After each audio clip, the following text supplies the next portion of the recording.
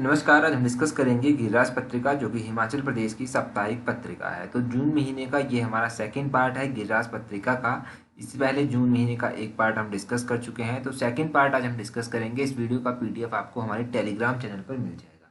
Telegram पर जो है वो आपको और पीडीएफ्स भी मिल जाएंगी। टेलीग्राम का लिंक जो है वो नीचे डिस्क्रिप्शन बॉक्स में दिया गया है।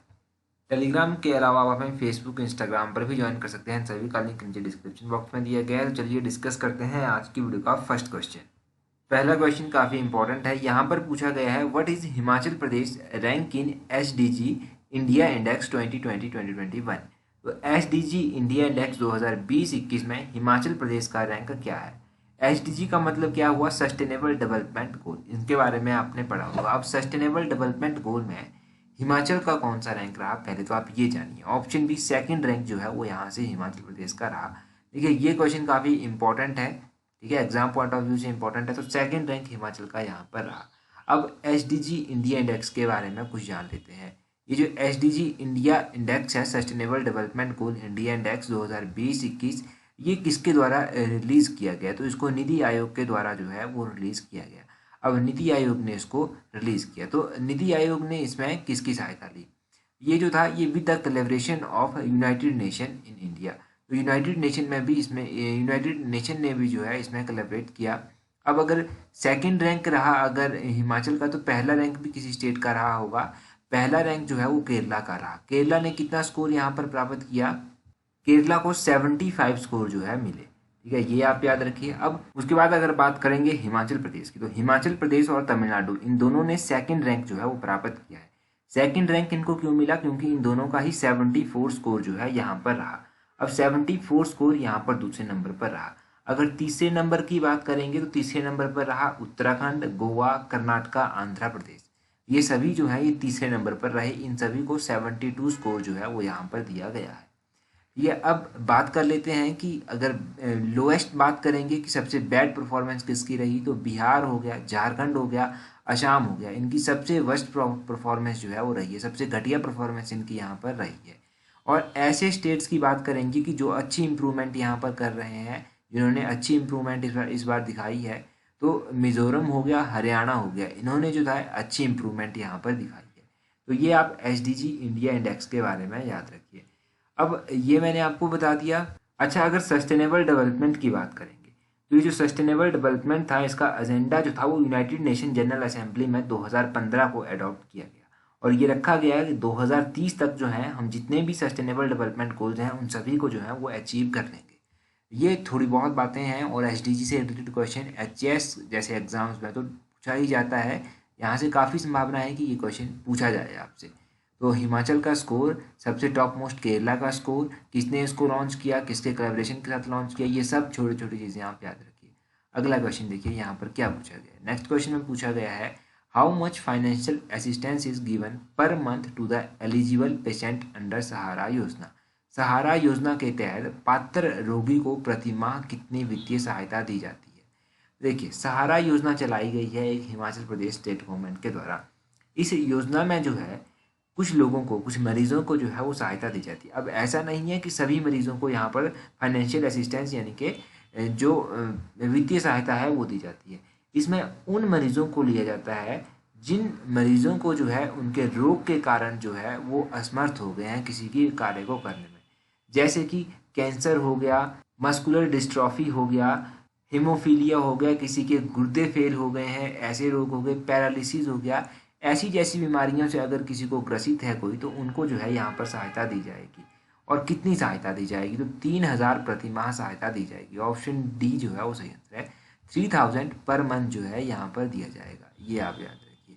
अब 3000 पर मंथ फाइनेंशियल असिस्टेंट तो यहाँ पर दी जाएगी।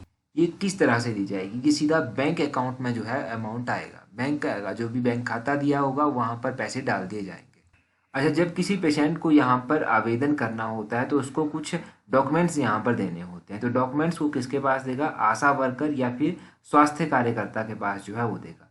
अब ये जो आशा वर्कर होगी, जब ये इन जो भी डॉक्यूमेंट्स होंगे इनको जमा करवाएगी, तो उस आशा वर्कर को जो है वो 200 रुपया प्रति केस जो है वो प्रोत्साहन राशि भी यहाँ पर दी जाती है।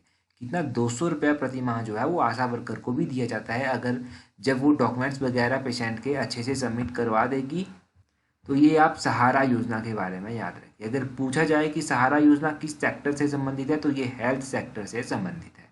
नेक्स्ट क्वेश्चन देखते हैं हमारे पास क्या दिया गया है। नेक्स्ट क्वेश्चन में पूछा गया है which of the following statement is correct about प्रधानमंत्री आवास योजना अर्बन। प्रधानमंत्री आवास योजना शहरी के बारे में निम्नलिखित में से कौन सा कथन सही है। इस योजना के बारे में गिरिराज पत्रिका में आए थे। पहली स्टेटमेंट आप देखिए, यहाँ पर बोला गया है it is a scheme of ministry of finance, कि ये जो है वित्त मंत्रालय की एक योजना है। दूसरी स्टेटमेंट में कहा गया है only people falling in economic weaker section and light income groups are eligible under this scheme. जो लोग इकोनॉमिक वीकर सेक्शन में आते हैं या फिर LIG लाइट इनकम ग्रुप्स में आते हैं वही जो है इस योजना का लाभ उठा सकते हैं। तो अगर इन दोनों ही स्टेटमेंट्स की बात करेंगे तो ये दोनों ही स्टेटमेंट्स गलत हैं। तो यहाँ पर जब आपसे पूछा गया है which of the following statement is correct, तो ऑप्शन डी जो है वो सही आंसर होगा, नन। इनमें से कोई भी स्टेटमेंट सही नहीं है। अब प्रधानमंत्री ग्रामीण आवास योजना अर्बन के बारे में जानिए। ये जो है देखिए, ये ministry of housing and urban affairs के तहत आती है। किसके? Ministry of housing and urban affairs के तहत आती है। इस योजना को लॉन्च कब किया गया था? इसको जो था वो 25 जून 2015 को लॉन्च किया गया। ठीक है, 25 जून 2015 को लॉन्च किया गया और ये टारगेट रखा गया कि हम 2022 तक जो है वो सभी को पक्का घर जो है प्रोवाइड करवा देंगे। 2022 तक लक्ष्य क्यों रखा गया है? क्योंकि उस टाइम जो है भारत 75th इंडिपेंडेंस डे जो है वो अपना मनाएगा। उस टाइम भारत को 75 वर्ष हो जाएंगे इंडिपेंडेंस होए को। अब इसमें बेनिफिट किस किस को दिया जाता है? इसमें बेनिफिट इकोनॉमिक वीकर सेक्शन को भी दिया जाता है, लाइट इनकम ग्रुप्स को भी दिया जाता है, मीडियम इनकम ग्रुप्स को भी दिया जाता है, मीडियम इनकम ग्रुप्स 2 को भी दिया जाता है, माइनॉरिटीज़ को भी दिया जाता है, जैसे कि SC ST OBC के तहत को जाता है। वुमेन्स को भी इसमें, वुमेन्स जो इकोनॉमिक वीकर सेक्शन और LIG कैटेगरी से बिलोंग करती हैं उनको भी प्रायोरिटी दी जाती है। इकोनॉमिक वीकर सेक्शन, LIG और CLSS इन सभी को जो है यहाँ पर फ़ायदा दिया जाता है। तो यह ध्यान रखिएगा कि ये अलग अलग बेनिफिशरीज जो है यहाँ पर आती हैं, केवल 2 ही नहीं थी, अलग अलग बेनिफिशरीज आती हैं। इसकी मिनिस्ट्री इंपॉर्टेंट है, 2015 में इसको लॉन्च किया गया। 2022 तक जो है ये टारगेट रखा गया है कि हम लगभग 2 करोड़ लोगों को जो है वो पक्का घर प्रोवाइड करवा देंगे। ठीक है, तो ये रखा गया। अब ये जो योजना चलाई गई है इसमें आप ये भी ध्यान रखिएगा कि कुछ सहायता भी दी जाती है, परंतु सहायता देने से पहले सरकार ने एक कंडीशन लगा दी। सरकार ने क्या कंडीशन लगाई? सरकार ने कहा कि जिन लोगों को ये सहायता दी जाएगी उनकी जो वार्षिक आय है वो 3 लाख से अधिक नहीं होनी चाहिए। ठीक है, तभी उनको सहायता दी जाएगी। अब सहायता कितनी दी जाएगी? तो देखिए, इस योजना के तहत मकान बनाने के लिए जो है वो 1,65,000 रुपया जो है वो वित्तीय सहायता जो है वो दी जाती है। वैसे ये इतना इम्पोर्टेंट नहीं है, ये किस मिनिस्ट्री के तहत आती है ये काफ़ी इंपॉर्टेंट है। इसको कब लॉन्च किया गया ये भी काफ़ी इंपॉर्टेंट है। तो ये छोटी छोटी बातें आप याद रखिएगा इस योजना के बारे में। अगला क्वेश्चन देखिए, यहाँ पर पूछा गया है कमलेश्वर महादेव मंदिर यहाँ पर होगा किस स्थान पर स्थित है? ठीक है, ये जो कमलेश्वर महादेव मंदिर है ये किस स्थान पर स्थित है? तो ये जो कमलेश्वर महादेव मंदिर है ये स्थित है कांगड़ा में। ऑप्शन सी जो है वो सही आंसर है। अब कमलेश्वर महादेव मंदिर के बारे में जान लेते हैं। गिरिराज पत्रिका में इस मंदिर के बारे में डिटेल में दिया गया था।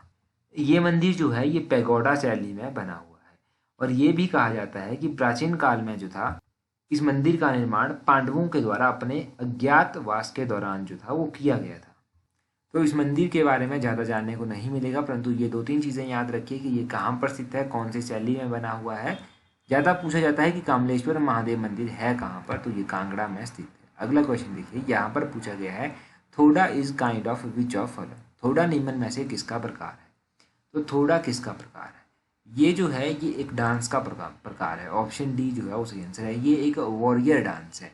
वॉरियर डांस कैसा है? इस डांस में होता क्या है, इसमें जो है वो धनुष और बाण का खेल खेला जाता है। ये कहाँ पर खेला जाता है? ये सिरमौर में खेला जाता है। इसमें क्या होता है, 2 दल बना दिए जाते हैं। एक दल जो है वो दूसरे दल के ऊपर जो है वो हमला करता है। ये जो थोड़ा डांस है या फिर थोड़ा गेम भी इसको कह सकते हैं आप, इसमें जो है 2 ग्रुप बना दिए गए। एक ग्रुप खुद को साठी कहता है और दूसरा ग्रुप खुद को पासी कहता है। जो साठी ग्रुप है वो कौरवों के वंश की ओर से खेलता है और जो पासी ग्रुप है वो पांडवों के वंश की ओर से खेलता है। तो साठी और पासी के बारे में एग्जाम में आपसे पूछा जा सकता है। साठी पासी के बारे में याद रखिए, ये एक तीर अंदाजी का खेल है, ये भी याद रखिए। तीर अंदाजी का डांस है, ये भी आप कह सकते हैं।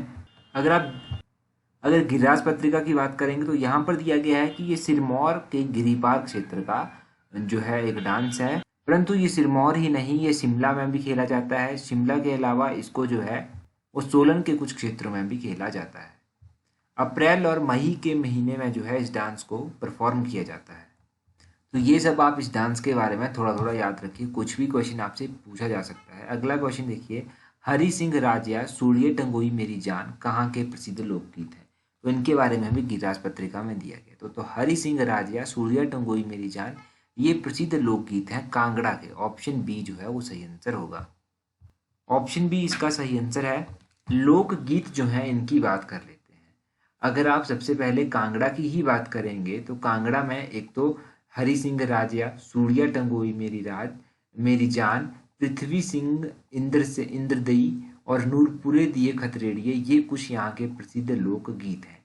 इसी तरह चंबा के लोकगीत भी फेमस हैं। इनमें कुंजू चंचलो आता है, राजा गद्दन आता है, बुनकू गद्दन आता है, सुनहरी गीत आता है, लच्छी आता है, ये काफ़ी फेमस है। अगर उसी तरह बिलासपुर की बात करें तो बिलासपुर में जो है गंगी हो गया, मोहना गीत हो गया, ये बिलासपुर के काफ़ी फेमस गीत जो हैं वो माने जाते हैं। मंडी की बात करें तो मंडी में मनीराम पटवारिया आ जाता है, जिया लाल बिंदिये आ जाता है, तो ये कुछ मंडी के हैं। ये किताबों में पढ़ने को भी आपको मिल जाएंगे, तो किताबों से भी आप इनको पढ़ सकते हैं।